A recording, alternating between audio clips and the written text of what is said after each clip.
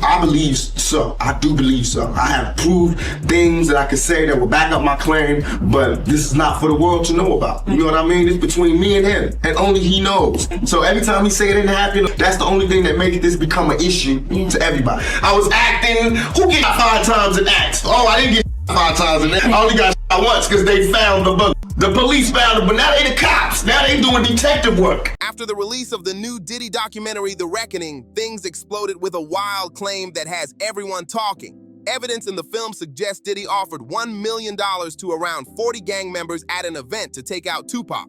This shocking detail instantly grabbed the attention of the Las Vegas police, who publicly acknowledged the claim.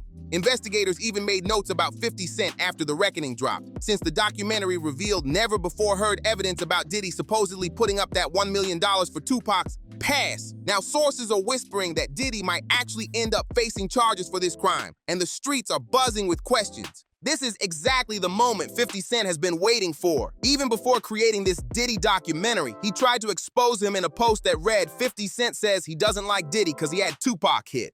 That message had people stunned, and now the documentary is bringing that same claim right back into the spotlight.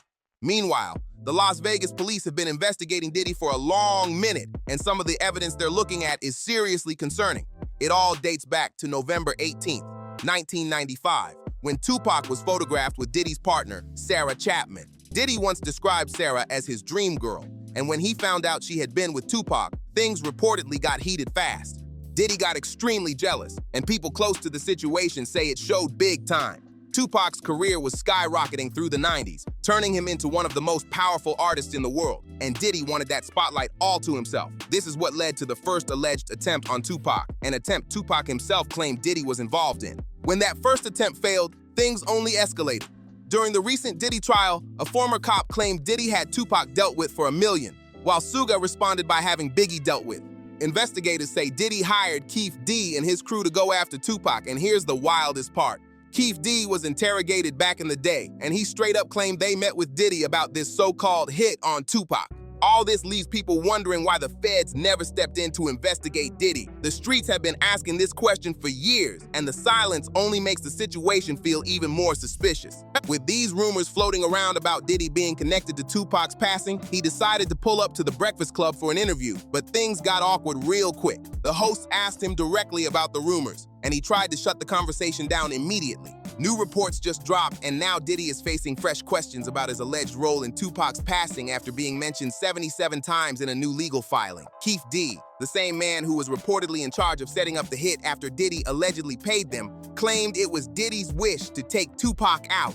This revelation has fans and investigators looking at the case with a whole new level of intensity. Even a writer who worked on Tupac's biography explained that Tupac wasn't built for the street life the way people assumed. According to him, Tupac was playing a role in that world, saying Tupac couldn't defend himself and didn't even know how to use a firearm. Those comments shook a lot of people because it paints Tupac in a completely different light. But as investigators dig deeper, it's becoming clear that Diddy might not have acted alone. New reports suggest someone much closer to Tupac may have played a part, and that twist changes everything. The reinvestigation into Tupac's passing is now revealing new names and new evidence tied to the situation. The most surprising name brought up is Suge Knight. Once you realize Suge might have been involved, it makes you think about that leaked lyric from an unreleased Eminem track from 2003, where he said, "I'm holding Suge responsible for the passing of the 2 greatest rappers to ever grace the face of this planet." And if only the late Christopher Wallace could talk, he'd tell you himself, "I'm holding Suge responsible for the passing of Ja Rule, or anyone else down with the row." That line makes it sound like Eminem already suspected Suge was tied to both Biggie and Tupac. And now with Diddy's name in the mix, it's possible they were both involved, working together while making sure the blame landed on somebody else. Detective Russell Poole, who worked the original case, believed Suge arranged Tupac's passing before Tupac could leave the label, and that Suge tried to frame a rival Blue Street team to mislead investigators. That brings up a major question. Who's a well-known Blue member Suge could have tried to pin the whole crime on? The answer comes fast. The plan might have been for Snoop Dogg to take the fall. Snoop is one of the most famous Blue members from the streets, and on his recent podcast, he revealed he was way closer to the situation than people realized. Snoop said he was actually supposed to be in the car the night Tupac was targeted. They were meant to roll together, but because they had an argument days before, things were tense, and Snoop didn't go. That twist alone adds a whole new layer to the story. This all went down within just 72 hours of Tupac's passing, and the police instantly grew suspicious of Snoop Dogg and what he might have known, since he was deeply connected in the streets and had real ties to that life. Investigators started wondering whether Snoop had caught wind of what Diddy allegedly told those 40 Blue members about putting up $1 million for whoever targeted Tupac.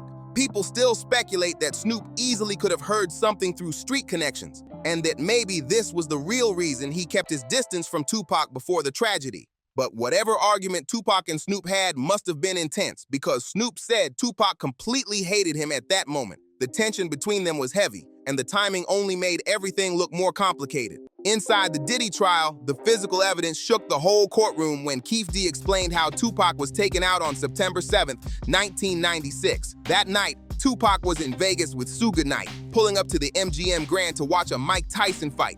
After the match ended, they spotted a Blue member named Baby Lane in the lobby, and things exploded into a fight almost instantly. Security rushed over and broke up the brawl, but Baby Lane was furious after the altercation. Tupac and Suge headed back to their hotel to change for the night, but at the same time, Baby Lane told his team that Tupac had gone after him at the MGM Grand. And for those who don't know, Baby Lane was part of the same crew as Keefe D, which makes the situation even more intense. With everyone knowing about the alleged $1 million bounty, and after Tupac's heated run-in with Baby Lane, the crew thought this was the perfect moment to make a move. Once Tupac was ready to head out for the night, he and Suge jumped into the BMW planning to hit a club, totally unaware of what was coming their way. When they stopped at an intersection, the whole situation unfolded right there in the street. At first, the feds had no clue who actually carried out the crime, but they suspected Keefe D was involved somehow. Then in 2019, Keefe D finally spoke out and explained how they pulled up on Tupac, giving details that stunned everybody watching the case. He said everything happened fast, claiming Tupac was reaching for a firearm when they rolled up on him, but that part has never been confirmed. Some think Keefe D said that to make it sound like self-defense, while others believe Tupac might really have reached for something. But at the end of the day, only Keefe D truly knows what went down in that moment. It's also important to remember, Keefe D wasn't the one who actually carried out the act against Tupac. That role belonged to Baby Lane, who was in the car with him and was the person Keefe said committed the crime. The whole situation still shocks people today, and every detail just adds more layers to this story. It's wild that the police never fully locked in on this situation enough to arrest Baby Lane, considering how much they already knew. On the night of the incident, they interrogated Keefe D because they clearly suspected he was involved, but they couldn't connect the dots the right way. Lane even started describing how he pulled up on the window. We rolled down the window, yet the case still didn't move forward. So yeah, I gotta stop doing that. I've been talking to a therapist trying to help me with the same. It's crazy. Oh wait, maybe I said it because he got Tupac here.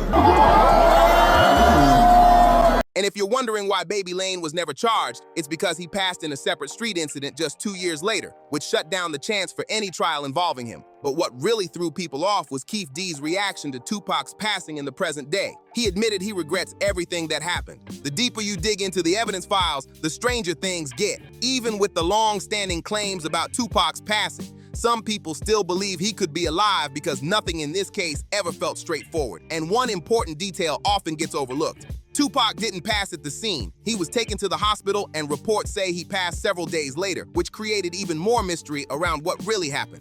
Earlier, we mentioned Tupac was playing a role, and that idea came from an officer who claimed Tupac was actually brought into the industry as a plant, with the purpose of calming down the rising beef between the red and blue street teams. That claim flipped the entire narrative and made people question everything they thought they knew about Tupac's life and his mission. The plan was actually working for a while because Biggie and Tupac were real friends before that first alleged attempt on Tupac that people linked to Diddy. Once that happened, the street rivalry exploded, and the tension only got worse until the night Tupac was taken out. The whole situation spun out of control fast, and nothing was the same after that. But here's the wild part. Suge Knight, who was sitting right beside Tupac in the car that night, has said he believes Tupac is still alive. We'll get into that later, but this claim hits even harder when you see what's in the files. There's an interview from 2010 with rapper Tretch, who was one of Tupac's close friends, and things took an unexpected turn during that conversation. The interview started off normal, just regular questions, but once the camera dropped down, the reporter asked Tretch about the last time he saw Tupac. Remember, this is 14 years after Tupac's passing, so you'd think Tretch would be confused or ask why someone would bring that up after so long. But he didn't react like that at all. Instead, Tretch answered the question like it was nothing unusual, responding with, "Last time I saw him, he was in Cuba." Then he added, "So if you ain't ready for it, get on the sidewalk." That response shocked everyone because it sounded like Tretch wasn't speaking in past tense. He was speaking like he was talking about someone who was still around. A couple weeks after that interview clip with Tretch surfaced, a website leaked a video that looked like Tupac walking around in Cuba, and the whole internet went crazy. The clip had people asking real questions, especially after hearing what Suge Knight said in an interview.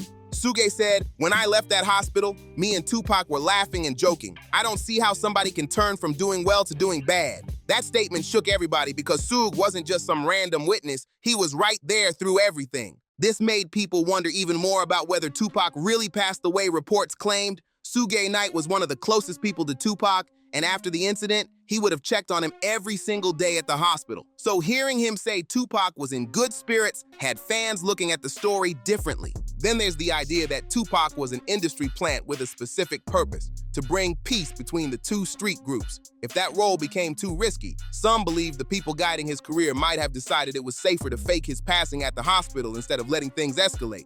The theory sounds wild, but a lot of folks point out how neatly everything wrapped up afterward. And what really keeps this theory alive is the fact that Suge has repeated this same story in multiple interviews. He doesn't switch it up or create new versions. He always says the exact same thing. That consistency is what makes people continue to question what truly happened during Tupac's final days. Suge remains convinced that Tupac was recovering just fine in the hospital, and he's never backed away from that claim. But things took a scary turn after he spoke out. Suge was targeted at a club when a man fired in his direction 6 times, leaving him shaken and making him hesitant to tell the police anything. He believed the incident happened because he mentioned Tupac possibly being alive, which only added even more mystery to the whole situation. But things get even more interesting once Suge's son steps into the conversation. A lot of people think Suge's son was just trying to get attention, but others believe he was telling the truth. Back in 2018, he posted on Instagram saying Tupac was alive and living in Malaysia. That post alone had everyone talking, but it didn't stop there. In the next few days, he posted again, this time showing a text message that said, "You said too much.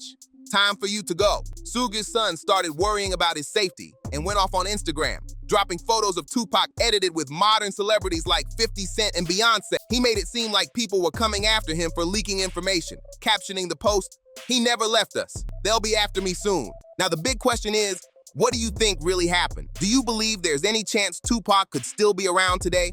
Or do you think the feds need to take a serious look at Diddy and finally bring charges against him? If you enjoyed this breakdown, make sure you like, subscribe, share, and drop a comment with your thoughts. Your voice matters, so let me know what you believe happened.